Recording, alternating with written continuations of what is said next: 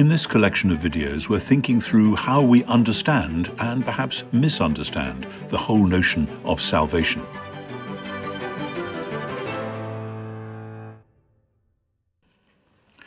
In this series of videos, we're looking at the whole question of salvation and what it means within the larger story that the Bible tells. And so here I want to try to sum up some of where we've got so far. What is salvation? Well, salvation, first and foremost in the Bible, is God's rescue plan for his whole creation. Creation seems to have been collapsing into corruption and decay and futility. Paul says that in Romans 8, that the creation has been subject to futility, not because of itself, but because God has allowed it to be subject until he puts humans right. So that's the second part of it, creation and humans, because creation was designed to work properly when humans, obedient, God-reflecting humans, were working in it to do God's will. That's how it was meant to be, because God always intended to come himself as a human being, to be the ultimate image bearer in his own world, to live with his people and to live there for his creation. So the whole of creation is to be rescued from its slavery to decay, says Paul, but the means by which that happens is through human beings. But for that, human beings themselves have to be rescued, because, again, as Paul insists in the letter to the Romans, humans have all sinned. That is, they have all failed in their vocation. They have failed to reflect the glory of God into God's world. And so, as we see in all the New Covenant teaching in the Old Testament, forgiveness of sins takes place at the heart of the New Covenant purpose, and the New Covenant purpose is for the sake of new creation. It's like a set of Russian dolls. They belong inside one another. And as you can imagine, if you have a child who's given one of those Russian dolls and doesn't realize that one goes inside the other, and so on, it's easy for us to imagine, if we hear the word salvation, that it simply means, well, I'm a sinner, I need to get to heaven, so God rescues me. And then we have a little sidebar which says, how does God rescue me? And we tell the story of Jesus. Now, as I've said before, much better that somebody believes that. That at least gets you on the map. But then, having got that far, don't stop. Read the whole Bible. See how that little story fits within the larger story. Otherwise, you will land up, as I said in a previous video, with an escapist narrative which leaves the whole purpose of God and creation out of focus or out of the picture entirely. So there's a danger of short-circuiting, is what I'm saying, and settling for something much less than the full biblical picture. So a few of the quick analyses of salvation, the what, where, how, when, why, who. It's not always the best way of getting at things, but this may help for this. What is salvation? It is the rescue of God's creation and God's people from futility, from decay, from death itself, and from everything which leads in that direction. And because death is what happens when an image bearer has failed to reflect God's image into the world, death is the result of what we call sin. Because sin is the failure to be a genuine human being.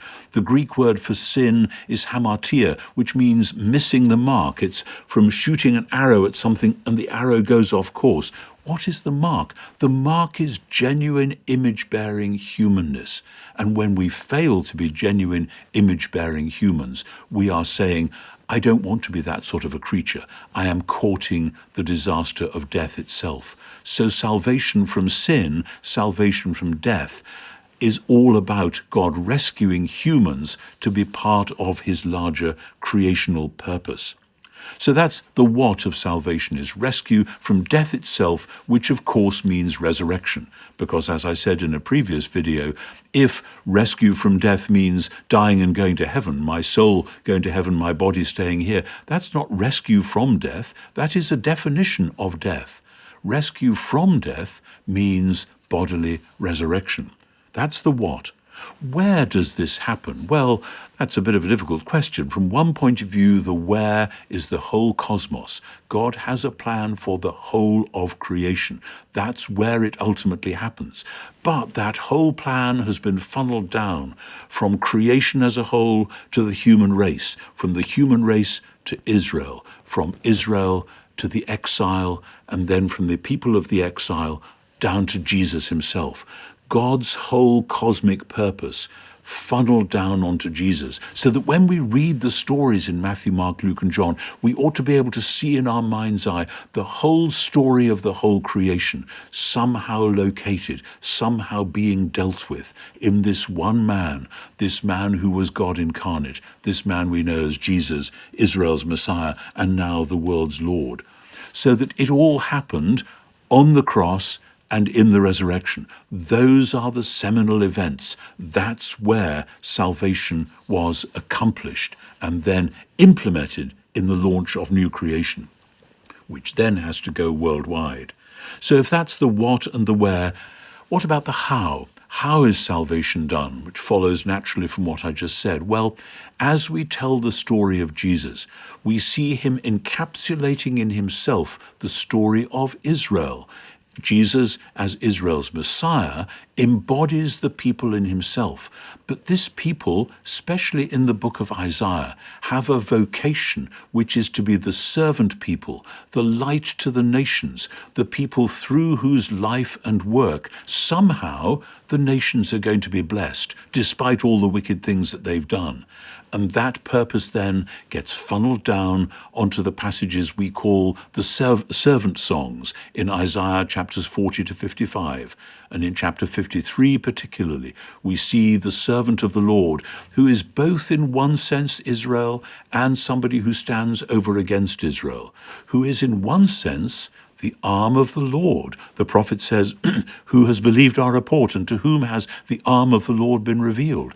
But what it looks like is a man, despised and rejected, a man of sorrows and acquainted with grief, wounded for our transgressions, bruised for our iniquities, because forgiveness of sins through the death of the servant lies at the heart of the purpose of salvation.